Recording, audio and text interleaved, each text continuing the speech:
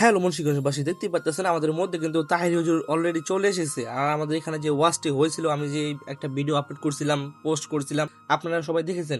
আমাদের মধ্যে অলরেডি তাহির হুজুর চলে এসেছে আর সুন্দরভাবে ওয়াজটি কমপ্লিট হয়েছিল। পুরো বিস্তারিত ভিডিও দেখুন, অবশ্যই ভালো লাগবে। আর আরেকটি কথা, তাহির হুজুর কিন্তু ব্যক্তি হিসেবে অনেক ভালো মানুষ, আর আমি ওনার পিছিয়ে দাঁড়িয়েছিলাম, আর ওনার সাথে মোটামুটি কথা হয়েছে। বিস্তারিত ভিডিও দেখুন, অবশ্যই ভালো লাগবে। আর আমরা ছিলাম মেলায় আমরা অনেক সুন্দর সময় কাটেছি, ঘুরছি, সারা বিকালই করছি। আর আমরা অপেক্ষা ছিলাম তাহির হুজুর কখন আসবে, ওই সময় তাকে যে নিয়ে আসবো। হঠাৎ করে আমরা ফোন পেলাম নাকি তাহির হুজুর খুব নিকটেই আসছে, আমাদের কাছাকাছি চলে আসছে বা মুন্সিগঞ্জ জেলায় ঢুকে পড়ছে। ওটা শুনে আমরা সবাই এক্সাইটেড ছিলাম বা আমরা সবাই রেডি ছিলাম যে কখন যাবো আনতে বা কখন আসবে। এই জন্য আবার আমরা অনেক সময় পার করছি, এখানে খেলছি করছি। পরে শুনলাম যে তাহির হুজুর নাকি চলে আসছে আমাদের মধ্যে। পরে আমরা চলে গেলাম তাকে আনতে। আর দেখুন তারা আসতেছে আমাদের পিছের গাড়িতে। আর আমরা চলে গেছিলাম 10-15টা হুন্ডা বা বাইক নিয়ে চলে গেছিলাম তাকে আনতে বা রিসিভ করার জন্য, প্রোটোকল দেওয়ার জন্য আর কি, এক কথা বলা সেফটি দেওয়ার জন্য। পরে আমাদের মাঝে আলহামদুলিল্লাহ উনি ভালোভাবে চলে আসছে, কোনো রকমের ভেজাল ছাড়াই ইনশাল্লাহ। আর আমরা খুশি আলহামদুলিল্লাহ যে উনি আসছে, ঈদ বড় কিছু।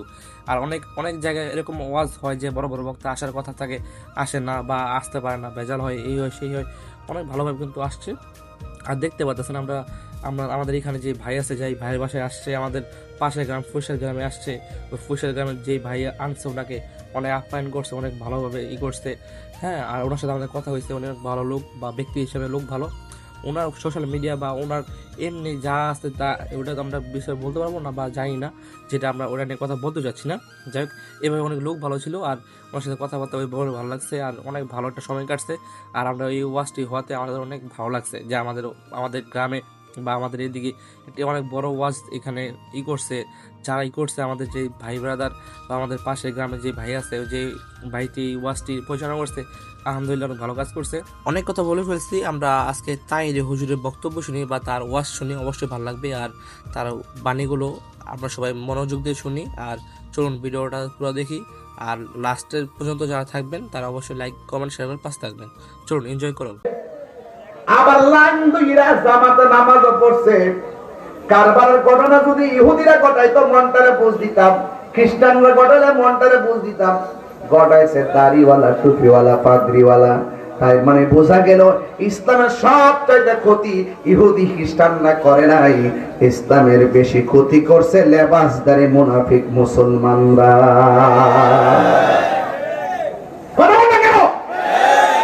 এই লেবাসদারিরা আজকে যখন ফিলিস্তিন আক্রমণ হয়, সকলকে একসাথে পাওয়া যায় না।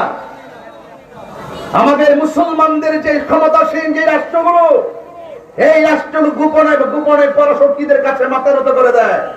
এই জন্য মুসলমানদের যুগে যুগে এই রকম ভাবে ক্ষতির সম্ভাবনা হয়েছে। কথা বলেন ঠিক কিনা?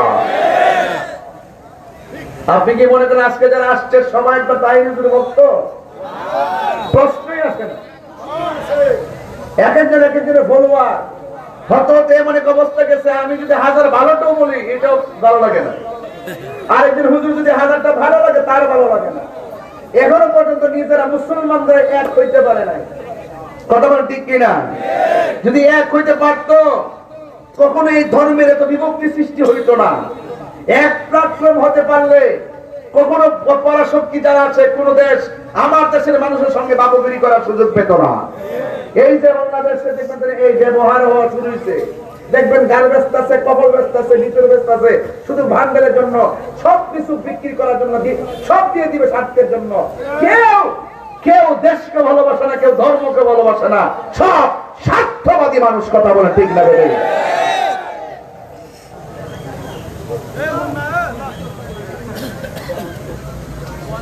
আমি পরিষ্কার কথা বলতে চাই, এক হতে হবে।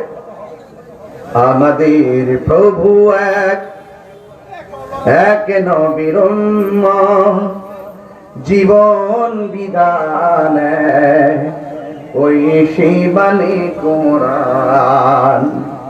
আমাদের প্রভু এক নবীর উম্মত, জীবন বিধান ওই শিবানী কোরআন। তবে কেন এক হে মুসলমান, এক হও করি আহ্বান।